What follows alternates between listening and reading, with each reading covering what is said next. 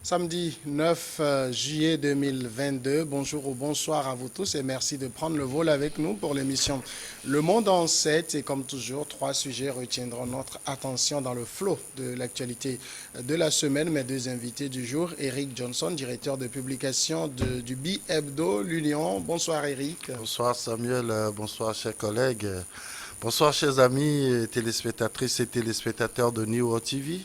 Je profite de l'occasion pour dire quand même une joyeuse fête de Tabaski à tous les musulmans et surtout à ma très chère épouse qui est musulmane. Ah, ça c'est bien ça, de voir des couples mixtes, c'est ce qu'on appelle oui, bien couples sûr, mixtes sur le bien plan sûr. religieux. Bonne fête à elle. Zana Sadio Retou, analyste sociopolitique. Bonjour Zana. Bonjour Samuel et bonne fête à tous les musulmans. Et donc j'invite l'épouse de Johnson, Eric, à nous inviter à la fin de l'émission. Et on finit exactement à 14 heures moins, donc on a le temps de passer déguster la viande. Absolument, absolument. N'est-ce pas? Merci, bonne fête à tous les musulmans du Togo et un peu partout dans le monde. Les trois sujets du jour, le Burkina Faso, on parlera du retour en grâce de l'ex-président Blaise Compaoré, un retour qui ne fait pas l'unanimité. Nous serons du côté du Mali également pour évoquer la levée des sanctions de la CEDEAO, une victoire pour les deux parties, c'est une question. Et puis le Togo, 3 années de décentralisation, quel bilan peut-on en tirer? Le Burkina Faso est notre premier sujet. L'ancien président burkinabé est de retour à Faso. Il est rentré le jeudi dernier. Blaise Compaoré, selon les autorités de la transition, il s'agit d'une invitation pour participer au processus de réconciliation. Mais vous allez le voir avant qu'on entre dans les débats. C'est une visite qui divise les Burkinabés. On va suivre cette interview de Maître Béné Sankara de l'opposition burkinabé. Ce serait une forfaiture. Si Blaise Compaoré vient au Burkina Faso et il repart allègrement, ça veut dire que dans notre pays, il n'y a plus ni la justice ni la loi. Ça veut dire que c'est une dictature, une forfaiture qui va s'imposer à notre peuple. Maintenant, la question c'est de savoir est-ce que le peuple burkinabé va accepter cela. Je crois que non.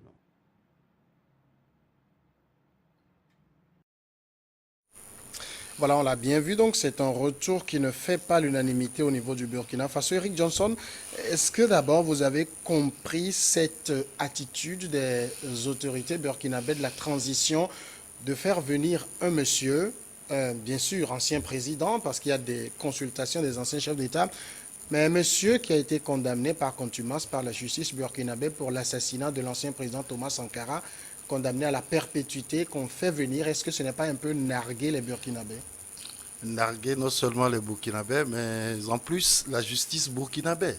Parce que vous savez, quelqu'un qui est formellement condamné dans l'assassinat d'un ancien président et qui était en exil, en exil doré, s'il faut le dire, et qui se retrouve sur le territoire sans que la justice ne puisse rien faire, tout simplement parce que les nouvelles autorités en ont décidé ainsi. Il y a eu quand même un moratoire de 24 heures ou 48 heures et pour que le président Compaoré puisse atterrir et participer à cet effort de réconciliation, c'est-à-dire les discussions avec les anciens chefs d'État.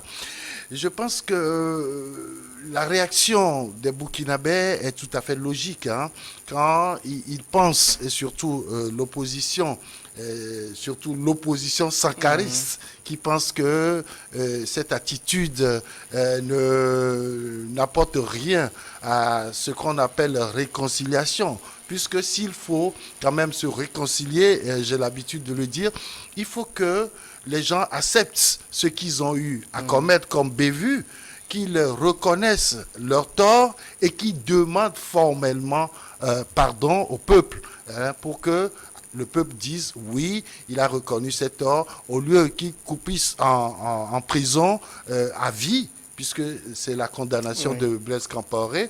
Nous acceptons plutôt qu'on le libère et qu'il participe quand même à la réconciliation de notre pays. Toutefois, il ne faut pas oublier que le Burkina vit une situation sécuritaire très dangereuse. Hein.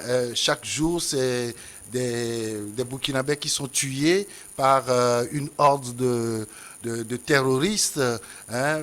Finalement, on ne comprend même pas les raisons fondamentales de cette tuerie facile dans ce pays.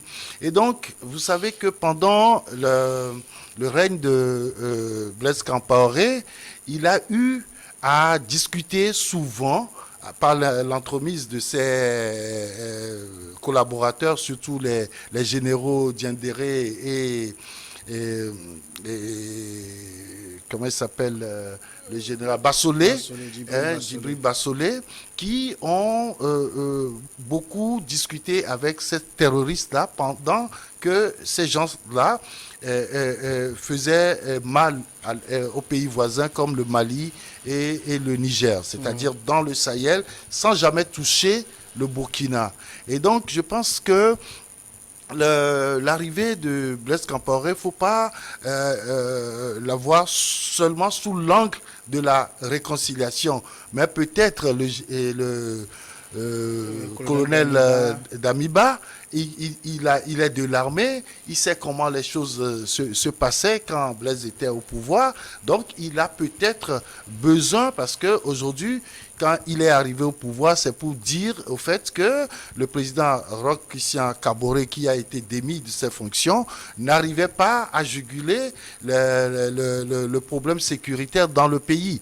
Et donc, lui, il s'est dit, nous, en tant que militaires, nous allons réussir à sécuriser notre pays. Maintenant, est-ce qu'il peut le faire sans Blaise Compaoré et ses généraux?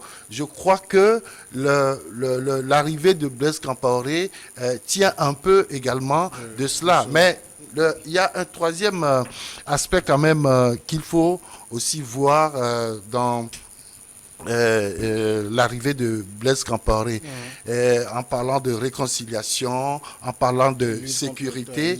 Il faut aussi voir le colonel Damiba. Est-ce qu'il n'est pas en train de tracer la voie pour un retour définitif de Blaise Compaoré au pays? Donc, tout ça, il faut dire qu'il y a certainement quelque chose qui se trame derrière la possibilité qu'on a donnée à Blaise Compaoré pour peut-être tâter un peu les poules de la population pour voir comment ces populations-là vont réagir et après maintenant trouver le canal pour que Blaise Compaoré puisse rentrer. Parce que aujourd'hui, c'est quand même un os dans la gorge du président Ouattara aussi, parce que l'opposition demande à ce qu'on estrade Blaise Compaoré pour qu'il réponde de ses actes devant la justice burkinabé. Zané Sadio, est-ce que ce retour, je ne veux pas encore toucher le volet réconciliation, mais déjà par rapport à ces démêlés avec la justice, est-ce que ce n'est pas un très mauvais signal que les autorités burkinabées envoient à la justice burkinabé? Je pense que la situation, elle n'est pas si simple.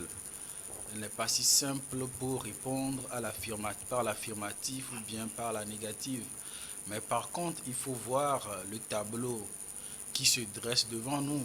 Nous avons un ancien président de la République décédé il y a plusieurs longtemps, M. Thomas Sankara, qui, lorsque l'affaire est traitée par la justice, aboutit à la condamnation de certaines personnes, dont M.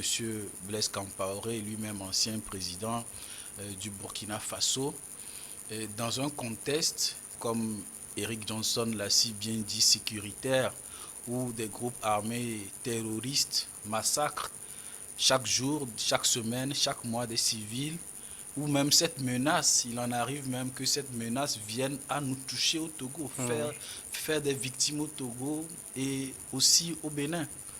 Donc, je crois que, vu que le terrorisme, c'est, nous dirons, la pandémie la plus criminogène dans la sous-région actuelle, Maintenant, c'est une question de bon sens. Faut-il s'arc-bouter sur la justice en exigeant que Blaise Compaoré soit à sa place, soit en prison, alors que nous savons que au temps où il avait l'exercice du pouvoir, c'est M. Blaise qui savait prendre langue avec ces groupes armés terroristes, qui savait négocier la libération des otages dans tout le Sahel. On avait vu comment ses proches collaborateurs, ces noms ont été cités, Djibril Bassolé, et le général Djendéré, c'était lui qui rentrait dans l'hélicoptère pour aller chercher ses otages. Aujourd'hui, il se trouve en prison. Monsieur Blaise Compaoré se retrouve en Côte d'Ivoire. Il acquiert la nationalité ivoirienne. Donc, naturellement, son extradition, ce n'est pas chose si facile sur le plan. Ce n'est pas si facile à obtenir. Il est plus ou moins protégé. Maintenant, je crois que le colonel Damiba, mais il tire les conséquences des erreurs de M. Roch Kaboré. M. Roch Kaboré, c'était lui, le président qui, à son arrivée au pouvoir, selon ses propres dires, les émissaires de ces groupes armés terroristes sont venus le voir. Attention, nous avions un deal avec, nous attendons. Il dit niet. Quelques semaines après, les premières attaques ont commencé à frapper le Burkina Faso et cela s'est accentué jusqu'à nos jours.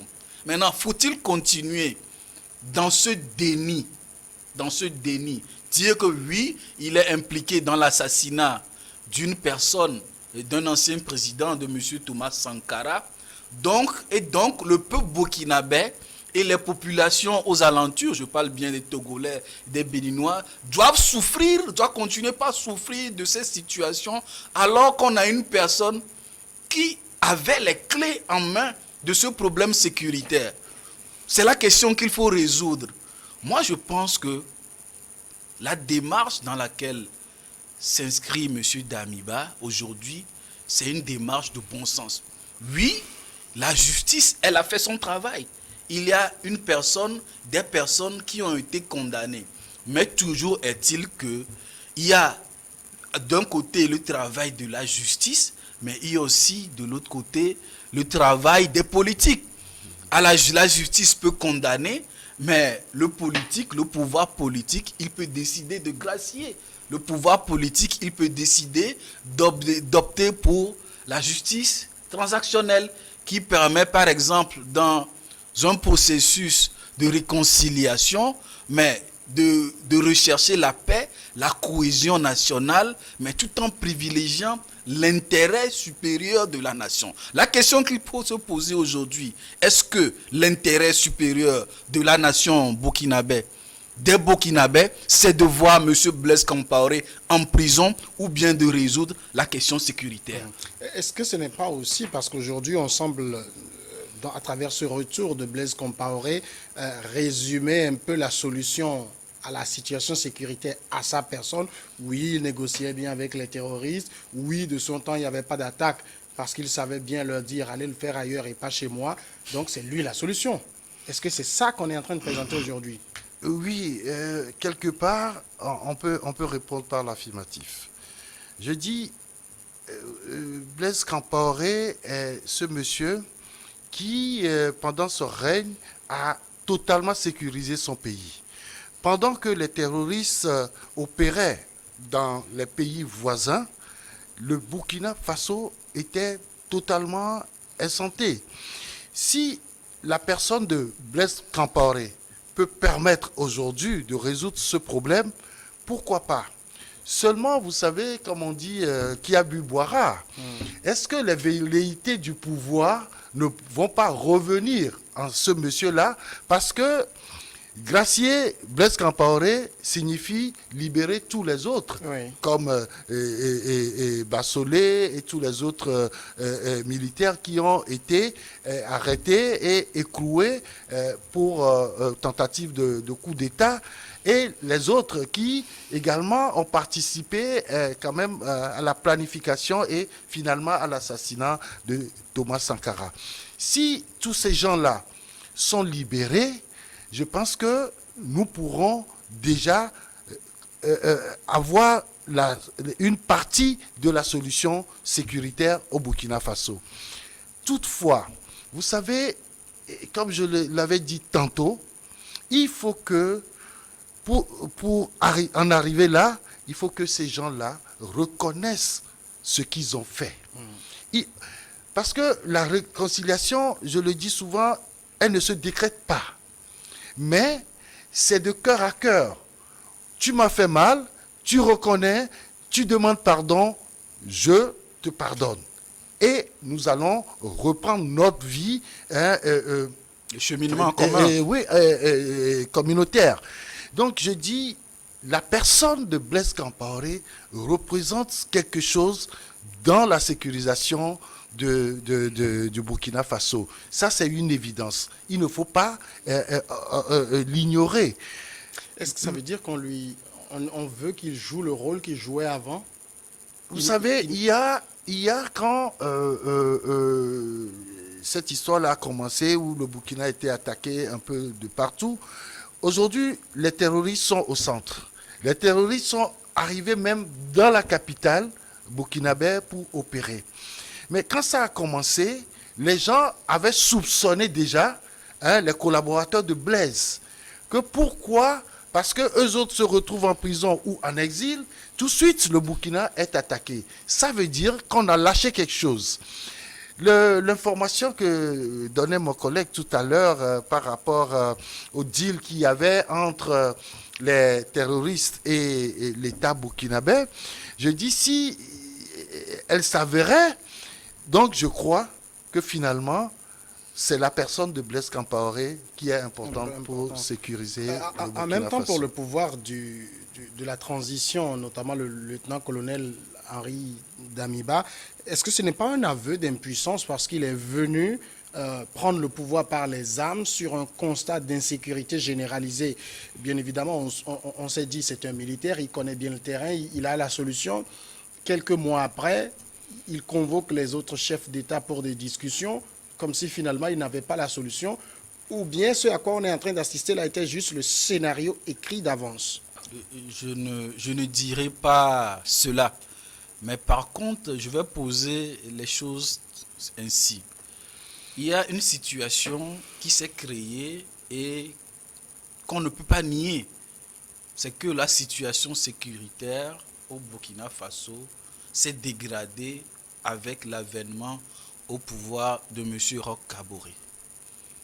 M. Roch Kaboré, je crois qu'il a été dans une euphorie populaire, il est resté dans l'euphorie populaire au lieu d'avoir les pieds sur terre comme tout bon politicien le ferait. Pour moi, selon mon opinion, son erreur fondamentale, c'est la dissolution du RSP, qui était cette unité d'élite. C'est-à-dire l'armée au sein de l'armée, l'élite des élites. Mais ça avait commencé avant qu'il ne prenne le qui pouvoir. C'était au moment de la transition. Après voilà. En fait, c'est une foulée d'erreurs qu'il est venu entériner lui-même. Donc, ça, la dissolution du RSP, c'est-à-dire c'est une unité bien formée, bien équipée. Le régiment de sécurité qui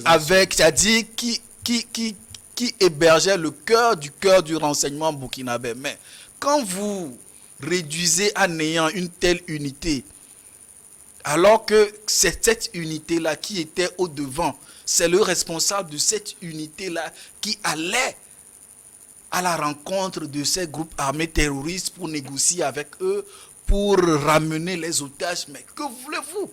C'est-à-dire la situation sécuritaire telle que les Burkinabés la vivent aujourd'hui, telle que les pays voisins la subissent aujourd'hui, est le résultat de ce processus de démantèlement et peut-être de mise à l'écart de certains hauts cadres de l'armée burkinabé. Monsieur Damiba, il ne fait pas, selon moi, des erreurs. Ce n'est pas un aveu d'impuissance, mais je pense plutôt qu'il tire les leçons des erreurs et fautes passées commises.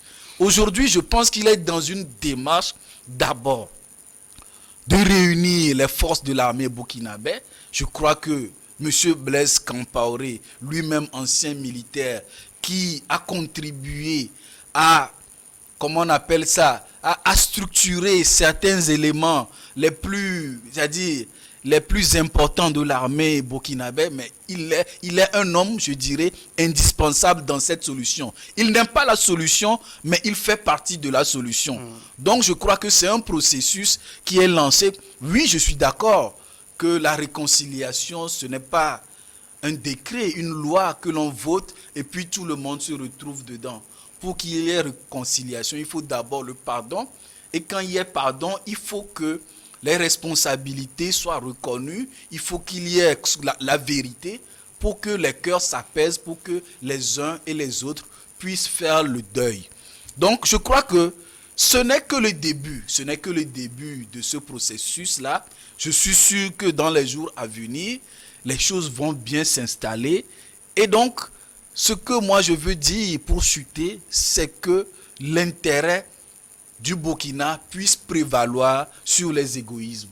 Je voudrais rebondir un peu par rapport à ce que dit ma collègue. Très sincèrement, le colonel Damiba, il n'a pas la main. Le fait de faire rentrer Blaise Compaoré est peut-être un message qu'il lui lance.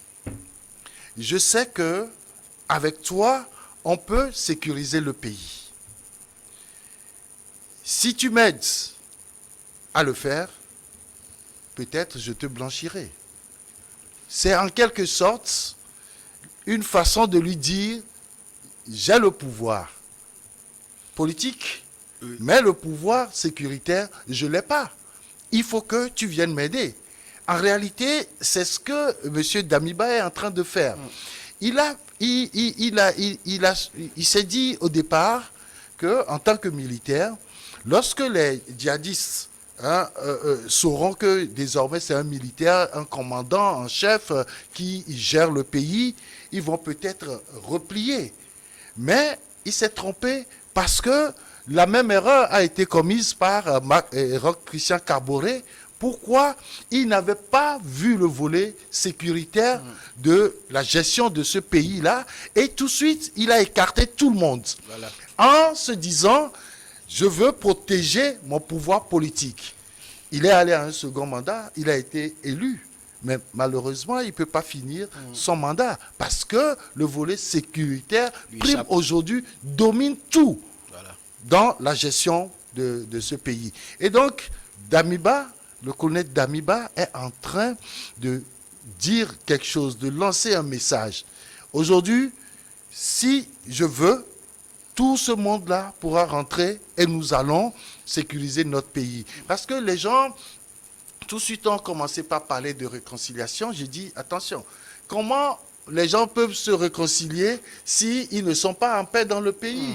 Parce que tous les jours, c'est des Burkinabés qui sont tués.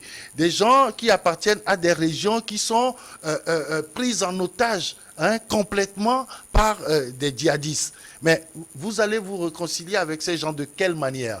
Donc c'est plutôt le volet sécuritaire qui est important dans cette attitude, enfin cet état de grâce qui a été accordé à Blaise Compaoré. J'ai une dernière question que je m'en voudrais de ne pas poser. Finalement, tout ça, qu'est-ce qu'en pensent les Burkinabés? Est-ce que, parce que vous l'avez dit, la réconciliation, ce n'est pas un décret, mais est-ce que ce n'est pas ce qu'on fait là?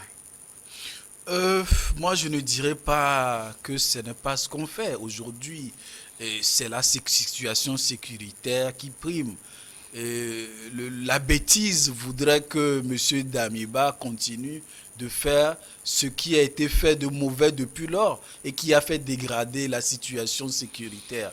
Comme l'a dit, et puis comme nous l'avons plusieurs fois répété ici, M. Damiba, je crois que c'est un monsieur qui a pris le temps de faire une introspection, de voir la situation de la société burkinabé sur le plan sécuritaire et qui s'est dit, bon, nous n'allons pas inventer la roue.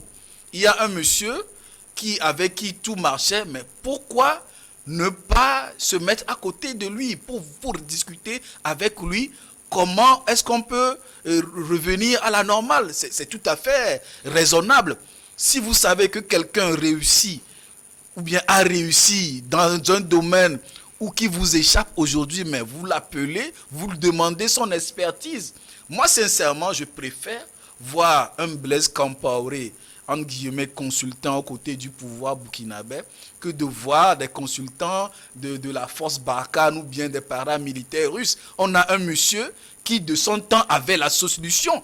Mais pourquoi il devrait être à l'écart de son pays? Certes, s'il est responsable, s'il est jugé coupable de certains crimes qu'on lui reproche, oui, mais aujourd'hui, il est, comment on appelle ça, il est constant et cela s'impose à nous tous que M. Blaise, il avait une partie de la solution. S'il ne constitue pas lui-même la solution, il a un bout de solution, il a sa pierre à ajouter à l'édification de la sécurité Au Burkina du Burkina Faso. Faso. Et il ne faut pas occulter aussi le volet diplomatique de la chose. Vous savez que le colonel Damiba ne peut pas demander à Blaise Compaoré de rentrer et de repartir calmement sans avoir eu une discussion préalable, d'abord avec les chefs d'État de la sous-région et en plus après avec peut-être l'ONU et l'Union africaine et l'ONU. Parce que vous savez, ce qui se passe au Burkina est le prototype de ce que l'on est en train de rechercher ailleurs, au Mali, voilà, au Niger. Et donc, les autres chefs d'État se disent, si ils réussissaient de cette manière-là au Burkina, ça veut dire que nous aurons une solution globale pour le Sahel. D'accord. On va passer maintenant au Mali et évoquer la levée des sanctions contre le pays. Le pays était sous sanction de la Communauté économique des États de l'Afrique de l'Ouest, la CEDEAO, depuis plusieurs mois, en cause justement le coup d'État et puis le manque de lisibilité de calendrier électoral des acteurs de la transition. Ces choses faites, au niveau de la transition, on s'est fixé 2 ans, 2024, les Maliens iront aux urnes pour élire un régime plutôt démocratique. La CEDEAO a tiré les conséquences en levant partiellement, il faut le dire, les sanctions parce que le Mali reste suspendu des instances de la CEDEAO. Est-ce que finalement c'est une victoire pour les deux parties? En tout cas, cette levée de sanctions est une bouée de sauvetage pour beaucoup de Maliens dont on écoute quelques-uns dans cet élément. C'est une grande joie pour nous tous, pour la société, parce que notre économie était très chutée. Je pense qu'avec l'ouverture de la frontière, ça va être un progrès pour tout le monde, pour les opérateurs économiques, pour tous les transporteurs. Ma famille devrait venir, mais compte tenu de ces sanctions, c'était très difficile. Avec la levée, je vais rentrer au pays et 2 mois plus tard, je reviendrai avec ma famille ici. Elle va permettre la libre circulation des produits de manière non frauduleuse, comme la banane plantain, attiéké et beaucoup d'autres choses, c'est indéniable. En plus de cela, ils vont éviter des tournures pour importer les produits et le transport sera diminué.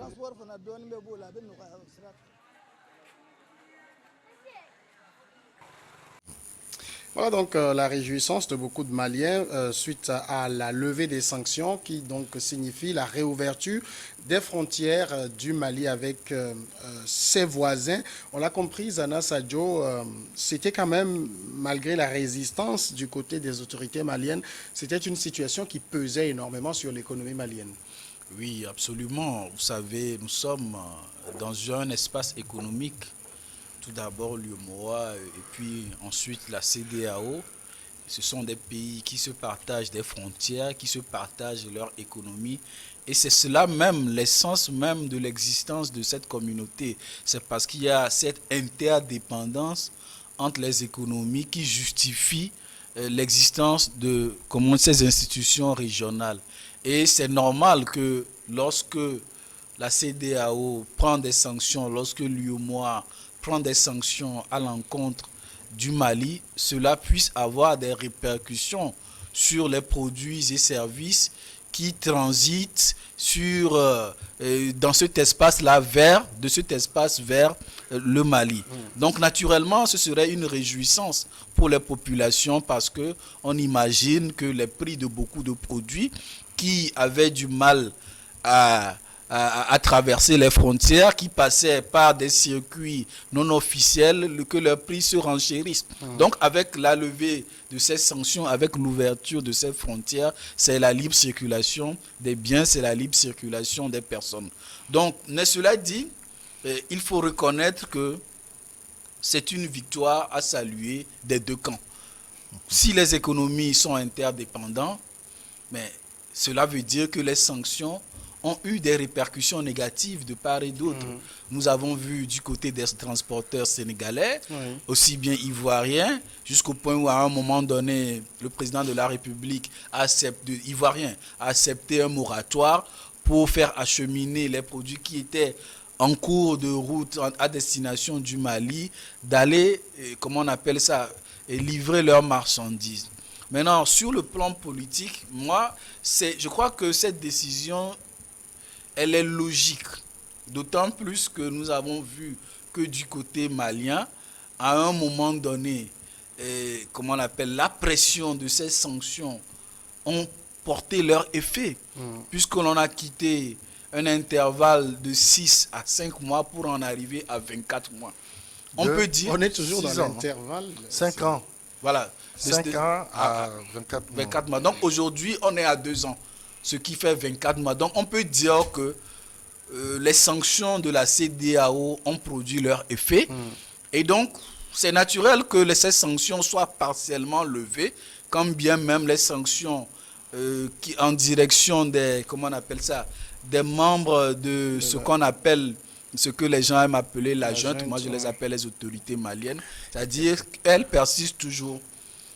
Finalement, comme le dit Zana, est-ce que vous pensez que les sanctions ont eu leur effet, ou bien on peut simplement saluer la bonne volonté, la bonne disposition des autorités maliennes de la transition? Samuel, je vais le répéter encore. La CEDEAO, sur notre continent, est le meilleur instrument d'intégration sous-régionale. Ce que fait la CEDEAO aujourd'hui par rapport aux autres organisations sous-régionales est à saluer. Vous savez, lorsque vous acceptez comme mode de fonctionnement ou de gestion de votre pays la démocratie, mais il faut respecter juste les préceptes, il faut respecter la loi et je pense que tout irait pour le mieux. D'abord, la CEDEAO a décidé de sanctionner le Mali après plusieurs tentatives de négociation, après avoir épluché tout ce que l'instrument-là avait comme registre pour pouvoir ramener les nouvelles autorités maliennes, c'est-à-dire la junte ou les autorités maliennes de la transition, pour les ramener à la raison. Nous sommes dans un espace où nous avons tous accepté que lorsqu'il y a une situation de crise et que par force majeure, l'on en arrive à prendre le pouvoir par la force, il faut décréter un temps de transition qui ne dépasse pas forcément 2 ans pour pouvoir organiser des élections et remettre le pouvoir aux civils, puisque nous nous sommes dit qu'il ne faut plus de militaires au pouvoir dans nos pays. Mais lorsque cette junte-là est arrivée, d'abord, comme ça se fait aujourd'hui en Guinée, cette junte n'a pas voulu donner une période de transition. Après des négociations, finalement, elle dit 5 ans. 5 ans, j'ai eu à le répéter maintes fois ici, c'est un mandat présidentiel au Mali. Vous n'avez pas été élu, vous ne pouvez pas faire une transition qui constitue un mandat présidentiel. Et donc, la CEDEAO, après avoir fait tout ça, a été obligée de prendre des sanctions. Mais ce n'est pas des sanctions que la CEDEAO a prises pour faire mal à un pays comme le Mali. mais juste Mais pour cela a fait du mal quand même. Oui, juste pour pousser les autorités à accepter un temps de transition quand même acceptable à tous. C'est ce qui s'est passé malheureusement quand on va jusqu'à prendre des sanctions économiques. Là, c'est pour étouffer économiquement ce pays.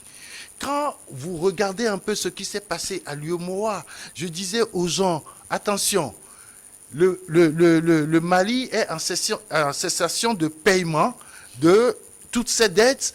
Le Mali ne peut plus contribuer et par conséquent, le Mali ne peut plus recevoir. Ça veut dire que économiquement, financièrement, le Mali va s'étouffer. Mais la junte essayait de muscler, comme disent les militaires, de muscler toujours pour ne pas céder. Mais finalement, au vu de tout ce qui s'est passé,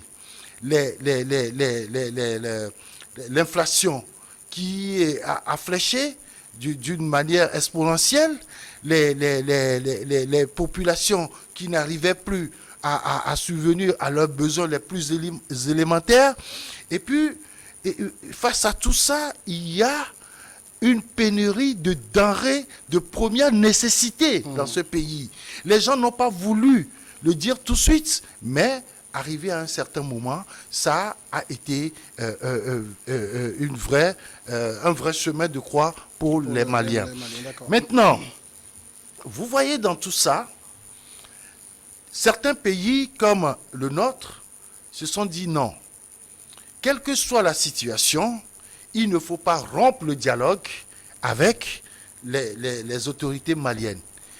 Aujourd'hui, la CEDEAO peut dire on a eu une victoire, tout simplement parce que il y a certains pays qui ont voulu quand même que l'on revienne à une situation normale. Et donc, le Togo, et finalement, les autorités maliennes ont accepté que le Togo soit médiateur entre leur pays et la CEDEAO. Ça a été de très bon augure. La deuxième victoire de la CEDEAO, c'est quand même de montrer à tous les citoyens de l'espace que l'instrument là ne peut jamais chercher du mal à un État, sinon à des citoyens d'un État. Parce que, vous savez, j'entends les gens dire, voilà, ce que la CEDEAO a fait, elle est disqualifiée, elle est ceci, elle est cela. Jamais, jamais. La CEDEAO n'est pas là pour créer des situations de crise dans des pays. Mais la CEDEAO essaie d'étudier les situations au cas par cas et apporte des solutions. La victoire du Mali, si on peut parler de victoire, c'est que aujourd'hui, les Maliens peuvent désormais vaquer librement à leur charge dans l'espace communautaire et les Maliens peuvent désormais aussi avoir des prix acceptables pour pouvoir comme disait l'autre, le attiéké et la banane plantain peuvent bien venir. Finalement, il est allé directement au point essentiel. Oui, c'est ça. En tout cas, au regard de la situation, on peut se dire que les deux parties ont sauvé la face. On peut le dire ainsi, sincèrement, on peut le dire ainsi. Mais je pense plus que la victoire est du côté de la CEDEAO, comme vient de le dire Eric Johnson, parce qu'on a vu, comme je le dis toujours, que c'est sous l'effet de ces sanctions-là, c'est sous cette pression-là que la durée de la transition a été revue à la baisse. Et donc, moi je dirais, en plus que c'est une victoire aussi du Mali, puisque quand l'économie malienne, l'économie du Mali se porte bien, forcément l'économie de la zone UEMOA va se porter bien et l'économie de la CEDEAO va se porter bien. C'est une situation qui a créé des conséquences négatives aussi bien du côté du Mali, aussi bien des pays qui entretiennent des relations économiques, commerciales et financières avec le Mali. Donc la levée de ces sanctions-là est une bouffée d'air et un soulagement pour tous les partenaires du Mali. On va marquer la pause si vous voulez bien, le temps pour nous de suivre ensemble le journal. À la mi-journée, c'est une dizaine de minutes et on revient pour la deuxième partie.